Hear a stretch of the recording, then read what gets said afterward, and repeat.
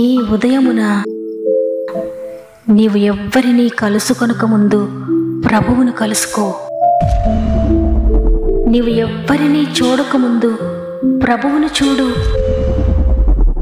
నీవు ఎవ్వరితో మాట్లాడకముందు ప్రభువుతో మాట్లాడు. నీవు దేనిని వెదకకముందు ఆయన రాజ్యమును, నీతిని వెదకు.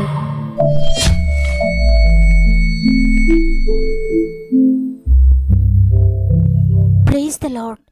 మరి ఒక నూతన ఉదయాన మిమ్మల్ని అంతని విధంగా కలుసుకోవడానికి నేను ఎంతో సంతోషిస్తూ మరి ఒకసారి గాడ్ ఫస్ట్ అనే వాగ్దాన కార్యక్రమానికి మిమ్మల్ని అందరినీ ప్రేమతో ఆహ్వానిస్తూ ఉన్నాను. ప్రభు నామంలో నా యొక్క హృదయపూర్వకమైన శుభములు మీ అందరికీ తెలియజేస్తున్నాను. ప్రియ దేవుని బిడ్డలారా, మీరందరూ దేవుని కృపలో బాగున్నారు కదా. దేవుడు తన ఉచిత కృప చేత మనల్ని అందరినీ నడిపిస్తూ ఉన్నారు. ఒకవేళ మీరు అనుకుంటూ ఉన్నారేమో, ఏంటి నా పరిస్థితి, నా జీవితం ఏంటి, ఎందుకు నా జీవితంలో ఈ పోరాటము, ఈ బాధ అని నీ జీవితాన్ని గురించి నువ్వు బాధపడుతూ ఉన్నా కూడా దేవుని మాట నిన్ను ధైర్యపరుస్తుంది. ఏ దారి కనబడని నీ జీవితానికి దారి చూపిస్తుంది. పడిపోయిన నిన్ను లేవనెత్తుతుంది. ఒకవేళ మరణ పంచుల్లో ఉన్న దేవుని మాట నిన్ను బ్రతికిస్తుంది, నీకు జీవాన్ని ఇస్తుంది. కాబట్టి ఎట్టి పరిస్థితుల్లో మీరున్నా భయపడొద్దు. దేవుని వాక్యాన్ని నమ్మండి. వాక్యమైన దేవుడు నీ జీవితంలో అద్భుతాలు చేయబోతున్నాడు. అందువల్ల దేవుని బట్టి ధైర్యం తెచ్చుకొని వాక్యముతో, ప్రార్థనతో మీ దినమును ప్రారంభించండి. అదేవిధంగా మీరు ఏ సమస్యలు గుండా ప్రయాణిస్తూ ఉన్నా భయపడక ప్రభు సన్నిధిలో ప్రార్థించండి, మోకరించండి. వెంటనే తప్పకుండా మీ ప్రార్థన ఆయన వింటాడు. మీ ప్రతి సమస్యను కామెంట్ ద్వారా నాకు తెలియచేయండి. మీ అందరి కొరకు మేము ప్రార్థిస్తున్నాం. దేవుడు మన ప్రార్థనలన్నీ వింటున్నాడు. మన మూల్గును కూడా ఆయన త్రోసివేయడు. ప్రతి మూల్గును ఆయన విని జవాబు ఇవ్వబోతున్నాడు. దేవుని బట్టి ధైర్యం తెచ్చుకోండి. మీరే సమస్యలో ఉన్నా, మీరే అనారోగ్యంతో ఉన్న చివరి ప్రార్థనలు తప్పక ఏకీభవించండి విశ్వాసంతో. ఎంతమంది విశ్వసిస్తున్నారో వారందరినీ దేవుడు ఈరోజు ముట్టి లేవనెత్తబోతున్నాడు. సమస్త మహిమ, ఘనత, ప్రభావంలో దేవునికి మాత్రమే చెల్లునుగాక. ఆమేన్. ఈరోజు ప్రభు మనతో మాట్లాడుతున్న మాట సామెతలు 11వ అధ్యాయము 28వ వచనము. నీతిమంతులు చిగురాకు వలె వృద్ధి నొందుదురు. ఆమేన్.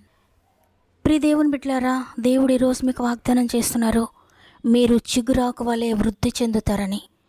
చూడండి, ఒక చెట్టు పడిపోయిన తర్వాత, ఎండిపోయిన తర్వాత, ఈ చెట్టు ఎండిపోయింది, ఇక ఇది దేనికి ఉపయోగపడదని అనుకుంటాం.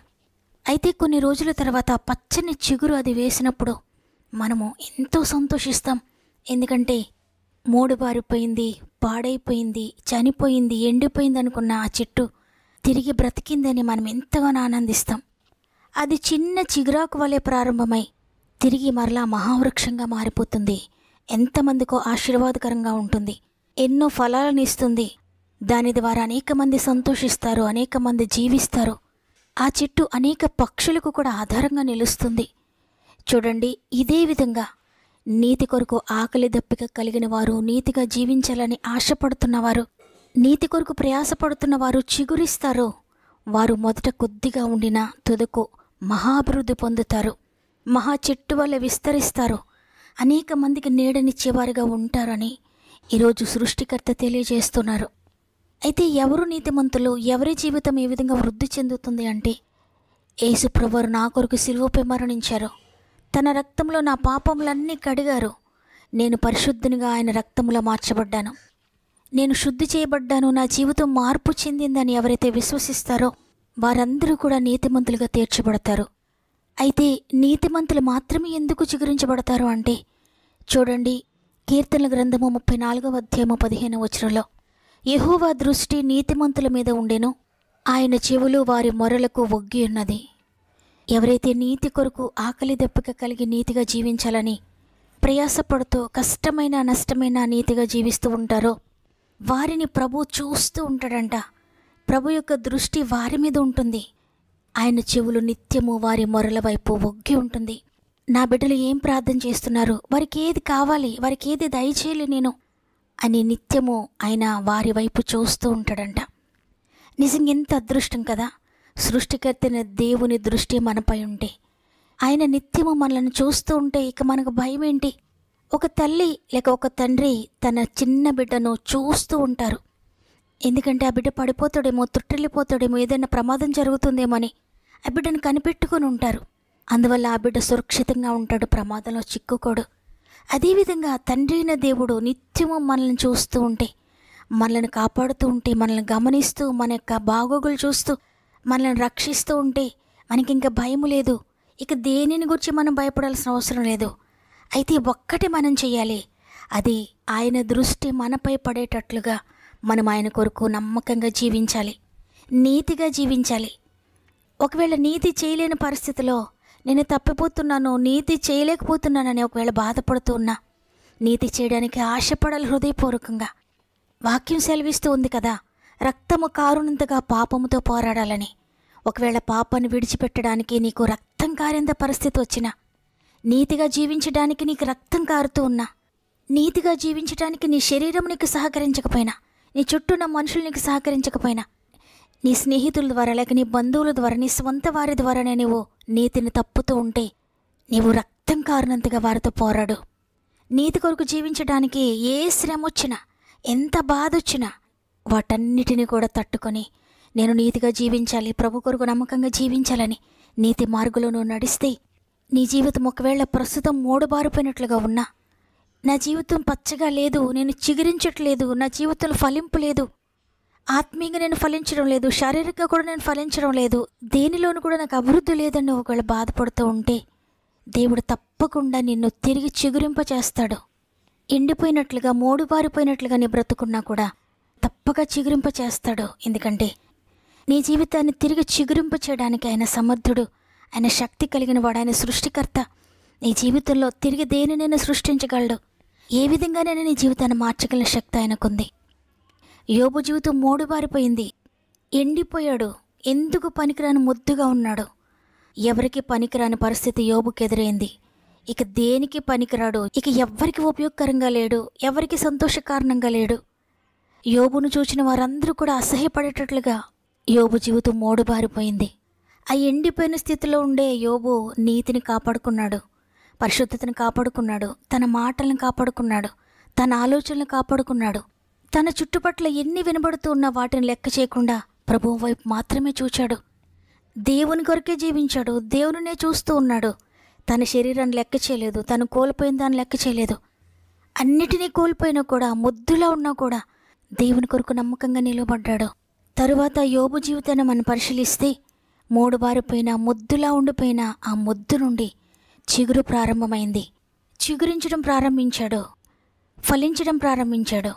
ఎంతగా అంటే అంతకు ముందు కన్నా రెట్టింపుగా, అంచెలంచెలుగా మొదట కొద్దిగా ఉండిన తుదకు మహాభివృద్ధినిచ్చాడు దేవుడు. అనేక మందికి ఆశీర్వాదకరంగా తిరిగి మారిపోయాడు.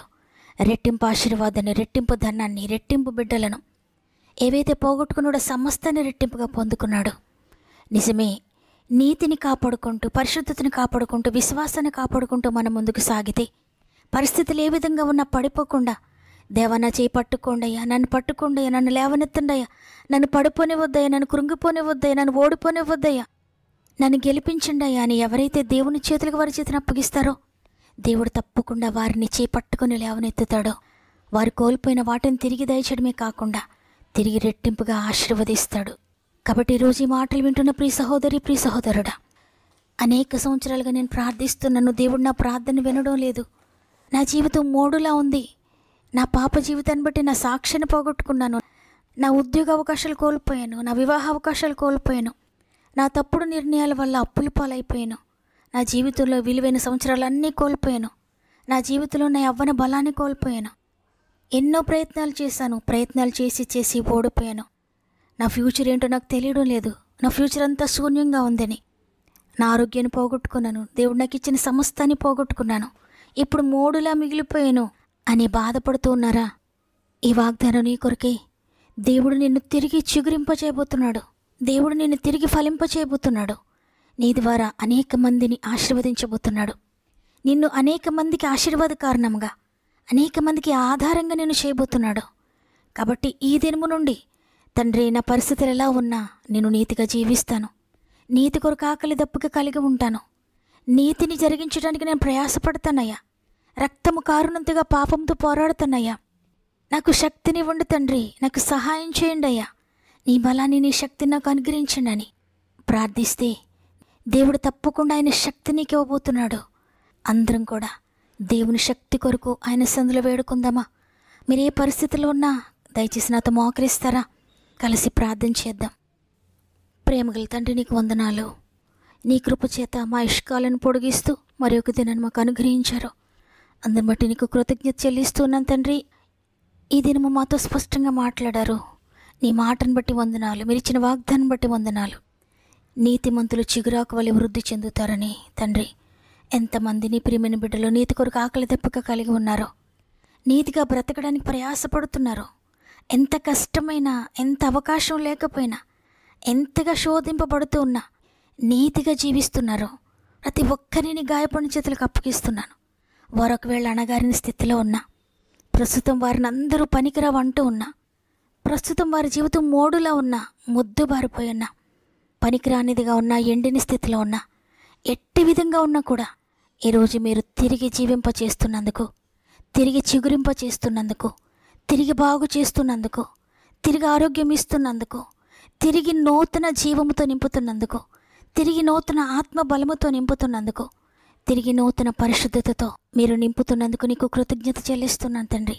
ఎంతమంది హృదయపూర్వకంగా ప్రార్థిస్తున్నారో ప్రతి ఒక్కరి జీవితంలో ఈ వాగ్దానము నెరవేర్చబడుగా కేస్తున్నామములో యేసు శక్తి చేత ప్రతి ఒక్కరూ నింపబడుదురుగాక. వారి శక్తి సరిపోవడం లేదేమో చిగురించడానికి, ఫలించడానికి. తండ్రి, నీ శక్తి కొరకు వేడుకుంటున్న ప్రతి బిడ్డకు నీ శక్తినివ్వండి.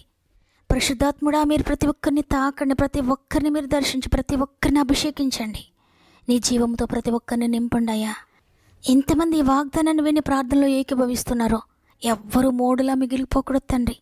ఎవ్వరూ పనికిరాని వారుగా ఉండకూడదయ్యా. తిరిగి బాగు చేసి నీ కొరకు వాడుకోండి అయ్యా. తిరిగి నీ శక్తితో, నీ జీవంతో నింపి నీ కొరకు పని చేయించుకోండి తండ్రి. వారి ద్వారా అనేక మంది ఆశీర్వదించబడాలి. ప్రతి ఒక్కరిని రెట్టింపుగా మీరు ఆశీర్వదిస్తున్నందుకు వందనాలు చెల్లిస్తున్నాను. మరి ముఖ్యంగా తండ్రి, అనేక మంది బిడ్డలు వారి ప్రార్థన విన్నపం మాకు తెలియజేస్తున్నారు. ప్రతి ఒక్కొక్కరిని జ్ఞాపకం చేసుకోండి. ప్రతి కామెంట్ మీద యేసు రక్తం ప్రోక్షిస్తున్నాను. ప్రతి సమస్యను చేతులకు అప్పగిస్తున్నాను అయ్యా. నేను వారి మాటలు, వారి కామెంట్ చూస్తున్నాను కానీ వారి హృదయాన్ని, అంతరంగాన్ని పరిశీలిస్తున్న దేవా, వారికి తప్పక మీరు జవాబు దయచేస్తున్నందుకు, వారి జీవితంలో న్యాయం జరిగిస్తున్నందుకు నీకు వందనాలు. ఎవరు ఏ సమస్యతో బాధపడుతున్నా నీకు తెలుసయ్యా. నీకు కనుమరుగైంది ఏది లేదు తండ్రి. ప్రతి జీవితాన్ని మీరు చూస్తున్నారు. అద్భుతాలు త్వరలోని మీరు జరిగిస్తున్నందుకు వందనాలు చెల్లిస్తున్నాను. ఎందుకంటే మీరు ఏ ప్రార్థనను త్రోసివేయరు, ఏ మూల్గును కూడా త్రోసివేయరు తండ్రి. ఎంతమంది మూల్గుతూ ప్రార్థిస్తున్నారు. ప్రతి ప్రార్థనకు జవాబు వచ్చునుగాక యేసునామంలో. తండ్రి, నీ కృప కొరకు వందనాలు చెల్లిస్తున్నాను. నైనా ఇది మనం ప్రారంభిస్తూ ఉండి రోజంతా మా ఆత్మీయ కుటుంబానికి తోడుగా ఉండి వారి యొక్క ప్రతి పనిని మీరు ఆశీర్వదించి, వారి యొక్క ప్రతి ఆలోచనను దీవించి, వారిని ఆత్మీయంగా, శారీరకంగా, మానసికంగా కూడా తిరిగి చిగురింపచేసి నీ కొరకు బలమైన సాక్షులుగా నిలబెడుతున్నందుకు నీకు కృతజ్ఞత చెల్లిస్తూ యేసయ్య పరిశుద్ధమైన నామంలో అడిగి వేడుకొంచున్నాను తండ్రి. ఆమెన్. ఈ వాగ్దానాన్ని విశ్వసిస్తున్న ప్రియ దేవుని బిడ్డలారా, ఒకవేళ మీరు ప్రస్తుతం మోడుబారిన స్థితిలో ఉన్నా భయపడకండి. ఈ మాట దేవుడు మీతోనే మాట్లాడారు. మీ కొరకు ఈ వాగ్దానాన్ని ఇచ్చారు. నీతిగా జీవిస్తూ ముందుకు వెళ్ళండి. అద్భుతాలు చూడబోతున్నారు. నాతో దేవుడు స్పష్టంగా మాట్లాడాడన్నవారు ఆమెనని చెప్పండి. మీకు అనుకూలమైతే తప్పక వాగ్దానాన్ని లైక్ చేయండి. మీకు తెలిసిన వారికి, మీ ఆత్మీయులందరికీ షేర్ చేయండి. దేవుడు మిమ్మల్ని, మీ కుటుంబాలను అత్యధికంగా ఆశీర్వదించి దీవించునుగాక. దేవుని చిత్తమైతే తిరిగి రేపు అందరం కలిసి ఆయనను స్తుతిందాం. అంతవరకు ప్రభు మీకు, మీ కుటుంబాలకు తోడు ఎండి